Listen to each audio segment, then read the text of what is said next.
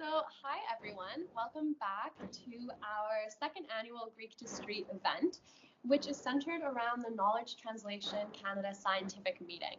We are so happy to have Dr. Jasmin Ma back with us in the studio today, although this time it is a Skype studio instead of an in-person visit. Thank you so much for joining us, Jasmin. Yeah, of course. I'm so happy to get the opportunity to chat again and use technology. Yeah, part of knowledge translation, I guess. So I know we got to speak with you last year, and we're going to link that interview below. But just for our new listeners, Sure. can you introduce yourself briefly and tell us about what you do? Yeah, of course. So maybe just in a bit of a snapshot, and if you want to know more, let me know. I'm a Post-Doctoral Research Fellow with Dr. Linda Lee, and I work sort of split between Arthritis Research Canada and University of British Columbia. My main area is in physical activity behavior change. So how do we help people to exercise, and especially among people with chronic disease and disability? I've done quite a bit of work in spinal cord injury, but right now my next passion is in rheumatoid arthritis. Well, great. And can you tell us a bit more about behavior change science and how it impacts patients? Totally. So, I mean, I come from the perspective of physical change science can encompass so many different things. And when I think of behavior, oh, can you hear me okay? Yeah, actually, would you mind just repeating that sentence from the beginning? We just had a small sort of glitch. Oh, totally. So I was just saying that behavior change science encompasses a lot of different behaviors. I specialize in physical activity, behavior change science, but when I talk about behavior, I just kind of say it's anything you do. Okay. So it can be like getting your kids to do their homework and their chores, all the way through to what I do, is helping people to exercise. So there are sort of different sort of ranges of people you can work with, but I work largely with people who want to exercise but haven't been able to translate that want into actually doing. So we can use theories and methods to take those intentions and those wants and give people the skills to then do those behaviors, not just for the 6 weeks that we do a study, but for the long term, because physical activity is a lifestyle. So yeah, behavior change science is about using theories and technologies and techniques to make sure that we're doing what we want to do and sustainably. Well, that's great. And I know that yesterday you presented at the KT Canada conference on improving the implementation of a successful physical activity intervention in the physiotherapist setting. Can you tell us a bit about your presentation? Yeah. So last year when I was speaking with Cheryl, you guys, by the way, both great hosts between the two of you. So we talked a bit about what was called the proactive SCI intervention, and this it was about a 3-year project where we used 3 key strategies of education, linking and referral, and adapted exercise prescription to help physios guide their clients with spinal cord injury to do physical activity. So once you've been discharged from the clinic, we make sure that you have the skills and the resources to be able to continue exercising or doing physical activity on your own. So it was a really successful intervention. In our randomized control trial, we actually saw the largest improvements ever observed among people with physical disability following a behavioral intervention. And we're also the first behavioral intervention. So behavioral meaning that we give people the skills to do exercise. We don't just have them come in and watch them. So after giving them the skills to help them do exercise, we can actually induce fitness adaptations among people with spinal cord injury. So that's the first time we've shown that in a behavioral intervention. And we kind of took a step back and we're thinking, okay, that worked really well. Why? What were the key ingredients here? And if we were to code the whole intervention, so we've got this 50-page guideline, like it's a toolkit on how to do this, and it gives you all of the options. And you'd essentially get 36 behavior change techniques, which are, if you were to distill down an intervention to the key ingredients of what makes it work, that's a behavior change technique. So we would have 36 of them, which is quite a lot. Wow. But, yeah, right? So, that's a lot of things to think about. So, but when you're implementing in the clinical practice setting, who has time for all of that? So what we did is we took all of our coaching sessions. So we had about 126 coaching sessions across 14 different participants that were in the intervention group, and said, okay, what were we actually doing? So it kind of boiled down to about 26 of them in total, but really we used 8. So if I was going to give recommendations on what are those key behavior change techniques, the first 5 kind of fit within what's called control theory about how we can help to self-regulate our behavior. So identify what your goal is, make a plan to accomplish that goal, monitor or watch how you're doing, and get some feedback. And then if you're not doing exactly what you'd hope to set out for, we need to problem solve and look at those barriers, or perhaps even revisit our goal. So those are the first 5. The other 3 are kind of additional pieces of, really simply, people want to know the benefits of physical activity. Why are we doing it? And if we can help people to understand exactly how we do physical activity, it's less of a concern if we're talking about, okay, like you should go for a wheel or, a walk. Like most people know how to do that. But if you want someone to go to the gym, that is a big ask. You should give them more than that, right? So writing exercise prescriptions was a really big help. And then from a social support side, like be encouraging, be able to provide those resources and make referrals if you need to. So those would be the big content or what worked in the intervention. But then we also wanted to ask, it's one thing to give people these sheets of paper that say, okay, these are the whats of, what to do. How you do it is really important as well. So we went back to our clients that were in the intervention and asked them what worked, what didn't, how can we do better? Great. And some practical recommendations. Number 1, and I can't emphasize this more, tailoring. There's no such thing as a one-size-fits-all approach. Everyone is so different. It's really important to have that initial assessment, understand your client situation. And that's some of the work that I'm doing right now in my postdoctoral work, is this buzzword of tailoring. Like, what does it really mean? Right? Another thing that I would mention, there's 6 key take-homes.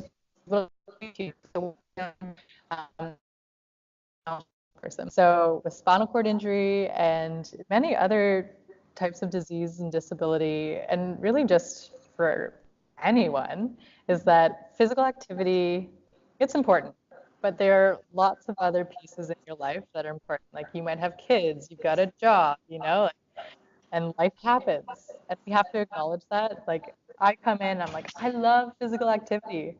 And some people do radiate that same passion and excitement. But some people have other things going on that might take precedence. So acknowledging that and seeing how that physical activity piece, yes, it is a lifestyle, but it's a lifestyle that fits within a life. So yeah, those are kind of what sort of helped us to take the opportunity to self-reflect on what we did with the intervention and distill it down to some key components of what and how we should deliver. And now we're working with GF Strong, which is a rehabilitation hospital in Vancouver, to take this toolkit and implement it into practice with the physios there.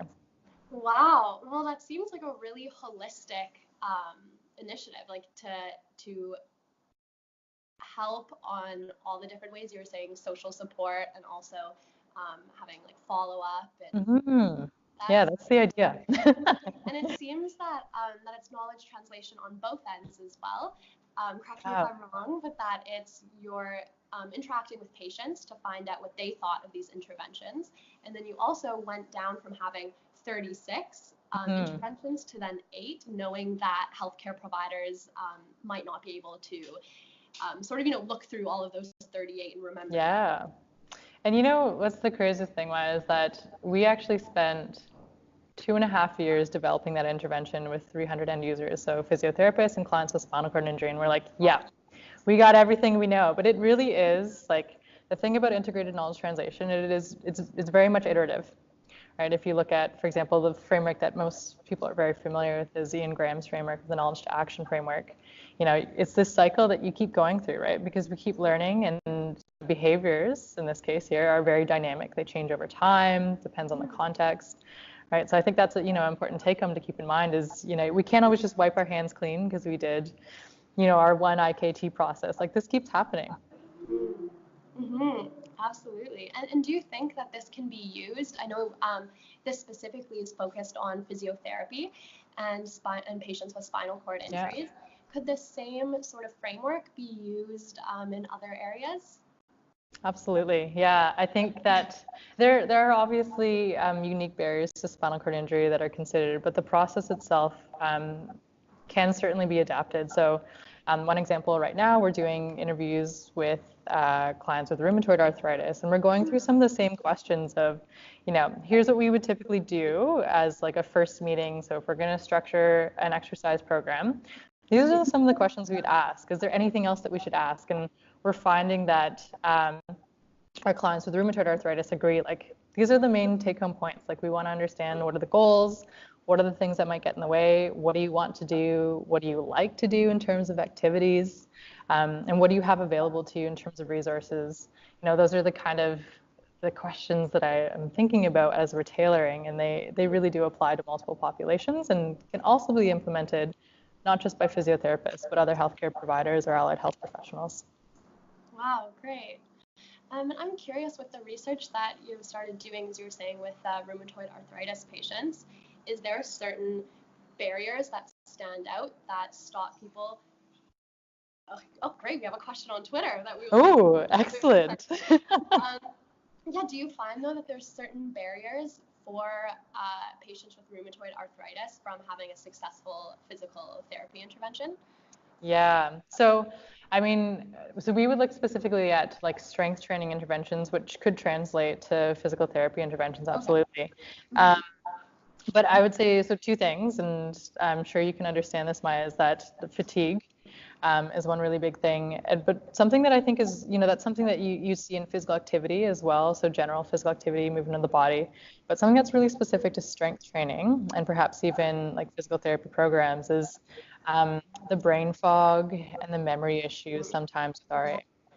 So even if we went through this hour session, we practice doing all of the techniques and the exercises, it can be really hard to remember those depending on, how you're feeling that day. And, if you're feeling a bit of a brain fog in that memory piece. So I think it's really important that we have ways to communicate what we've done that session. Whether that's, developing exercise programs with pictures or having videos of how you do it, or, having follow-up sessions where we can check in to see how technique is going. Those would be two things that I would say are unique to rheumatoid arthritis. That's really interesting. Yeah, I think there's a couple of us in the office right now that can really relate to that. Yeah, absolutely. That's really great. Cheryl, did you want to tell us about the Twitter question? Yes, how exciting, how interactive. Yeah. Yes, absolutely.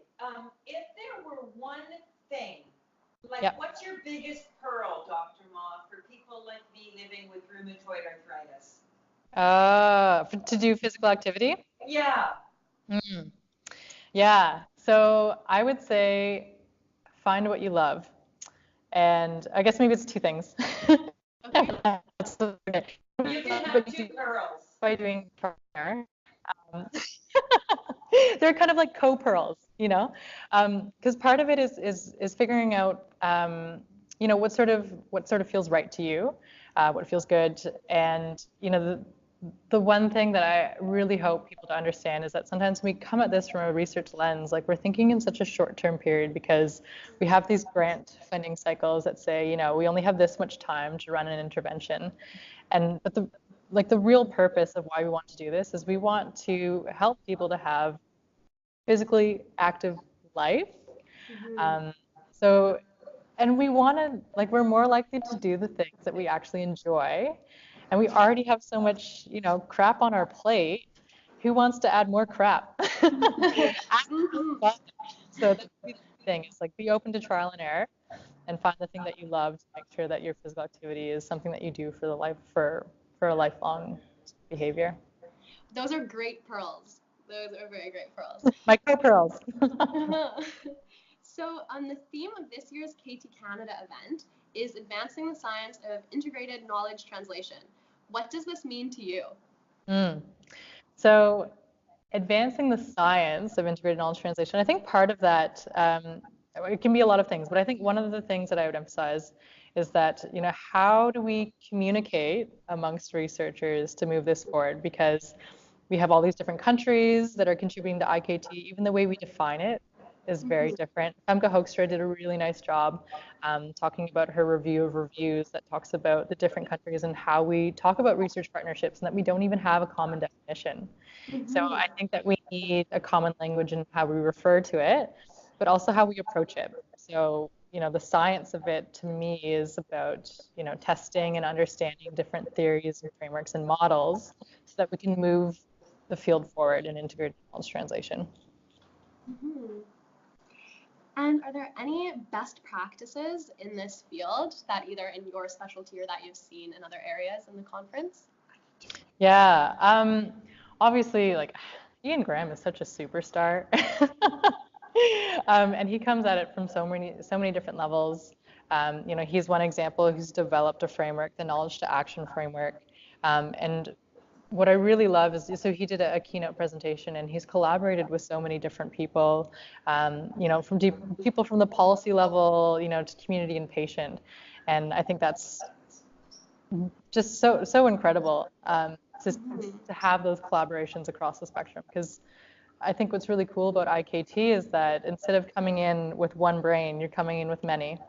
So the more brains you collaborate with, makes for much stronger projects. Absolutely.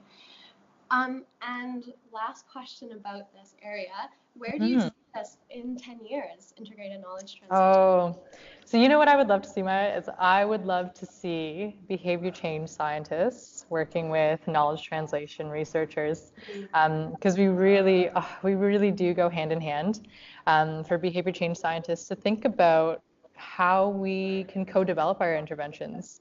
Our behavior change interventions, and a lot of that is, coming from the science of IKT. Likewise, with integrated knowledge translation, when we want to make these changes, there are individuals who are making those changes, and there are individual behaviors that we need to change in order to implement these best practices. So we really can learn together. We are, in my opinion, completely complementary, if not almost the same field. We just maybe haven't quite seen like that exact link, but that would be the dream for me, is in 10 years is that, we're like two peas in a pod. That's great. I mean, you being at this conference and working in this area as a behavioral change specialist does show the beginning of that teamwork, hopefully. Yeah, and I think I should give it a shout out too. There's Dr. Justin Presso out of Ottawa. That's some of the work that he does. So it's not, something that's not done, but I think it's done all that frequently. Oh, great.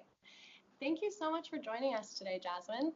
Absolutely. I'm sure that our viewers are very interested in this topic, the physical activity and RA, all forms of arthritis. We know that it is related to disease outcomes.